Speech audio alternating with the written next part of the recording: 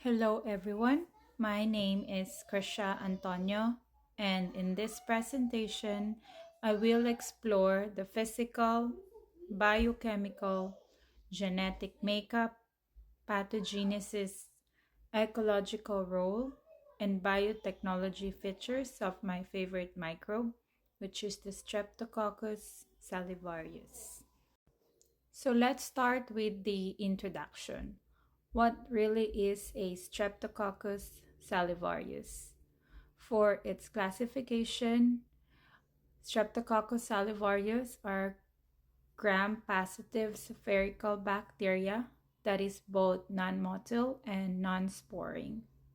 For its habitat, Streptococcus salivarius are usually found in our oral cavity and upper respiratory tract, which is composed of our nose, mouth, sinuses, which are the hollow areas in our cheeks and our forehead. Also, it is found in the larynx and the pharynx. For its relevance, there are some trials that are currently being researched about, which is leaning towards Streptococcus salivarius being used as a probiotic that could prevent oral infections and as a support immunity against more dangerous Streptococcus strains. Now, looking at the physical characteristics of Streptococcus salivarius, let's start with its size and shape. It is less than 1 micrometer in diameter and spherical in shape. It also usually appears in pairs or chains. For its structure, as a gram-positive bacteria, Streptococcus salivarius has a thick layer of peptidoglycan as its cell wall's primary component, which provides its protection and rigidity. Within the thick layers of peptidoglycan are long anionic polymers called teichoic acids, which gives the bacteria its negative charge due to their repeating units of glycerol phosphate or ribitol phosphate linked by phosphodiester bonds. These teichoic acids help maintain the bacteria's shape and adhesion to surfaces. And for its visualization, these microbes are visually observed through scanning electron microscopes and a light microscope. Now to its biochemical properties. For its metabolism, Streptococcus salivarius is considered as a facultative anaerobic, which means that it is an organism that makes ATP by aerobic respiration if oxygen is present, but it is also capable of switching to fermentation if oxygen is not available. For its key enzymes, it is catalase and oxidase negative, which means that it does not produce this type of enzymes. For its substrates and products, Streptococcus salivarius utilizes carbon sources or produces biochemicals by fermenting glucose to produce lactic acid.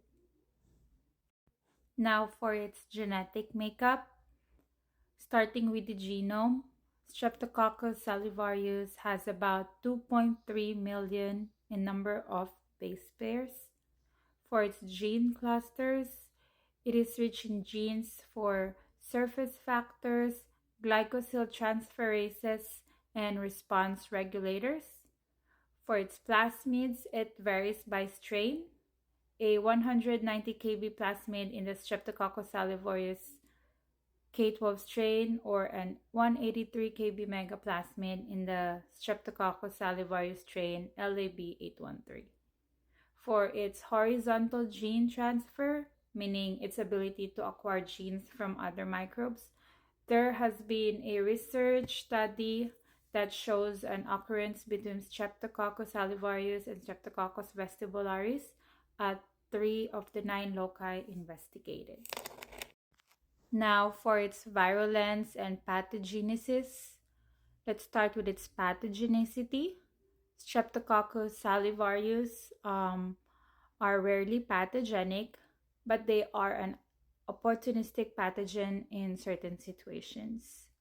For its infection mechanism, It can enter the bloodstream and spread to other parts of the body, such as the meninges and the cerebrospinal fluid.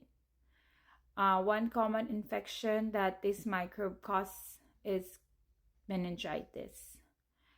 For its host, it is humans. For its immune response, it is anti inflammatory, probiotic, and immunosuppressive. Moving on to its ecological role, Streptococcus salivarius' natural environment is the human oral cavity and the upper respiratory tract. For its symbiosis or parasitism, it is considered a heterotroph, which means that it is able to use a variety of environmental nutrients to produce specific characteristics for it to survive. An example would be when grown in a laboratory with sucrose, Streptococcus salivarius can use the sucrose to create a capsule around itself. Another is that Streptococcus salivarius can also grow in the dark and use fructose as its source of energy and carbon. It also has the ability to inhibit pathogenic bacteria and maintain biofilm balance. For its biogeochemical cycles, for growth, Streptococcus salivarius uses urea as a source of nitrogen through a urease dependent pathway. Now, for its biotechnological applications, for medical applications, Streptococcus salivarius strain M18 presents its safety in terms of being used as a probiotic for oral health. For industrial uses, the FDA considers Streptococcus salivarius K12 to be generally regarded as safe or GRAS for use in many foods, including infant and toddler foods, baked goods, beverages, cheeses, and more. It may also be used in pharmaceuticals and as a dietary supplement. For its environmental impact, there has been studies done during the years between 1930 and 1940 that show salivarius' ability to survive on drinking glasses and utensils for a couple of days.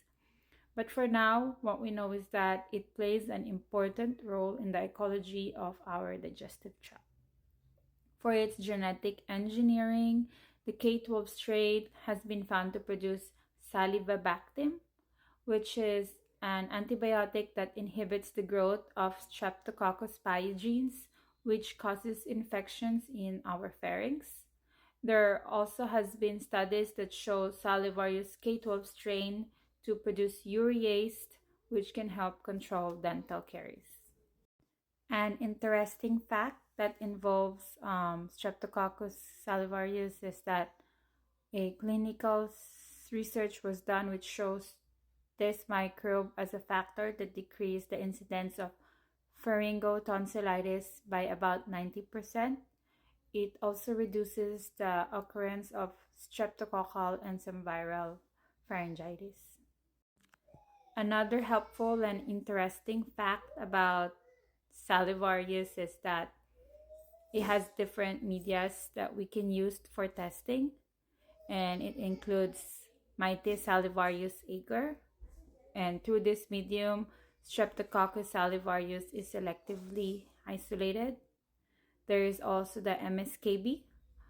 This medium is made from Mitis salivarius agar base, sorbitol, kanamycin sulfate, and bacitracin, which is how it got its name. It's more selective for recovering mutant streptococci than the first medium mentioned above. There is also the SPY 9.3. This medium is more specific to Streptococcus salivarius subspecies Thermophilus. And then last is the blood agar. Streptococcus salivarius forms non-hemolytic colonies through this medium, which means that it is not related to the destruction of the red blood cells.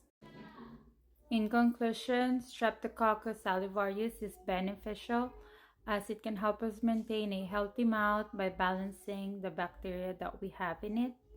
It can also help keep the immune system strong and stimulate antiviral defenses.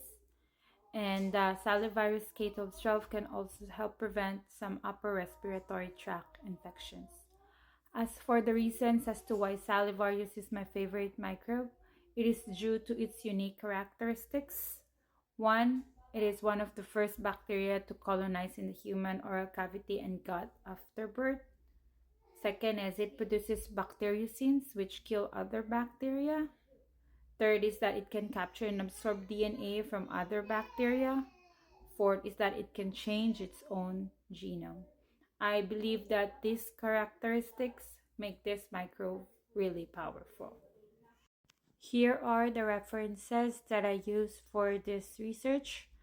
I hope that you get to learn something new and some interesting facts in regards to Streptococcus salivarius. Thank you for listening.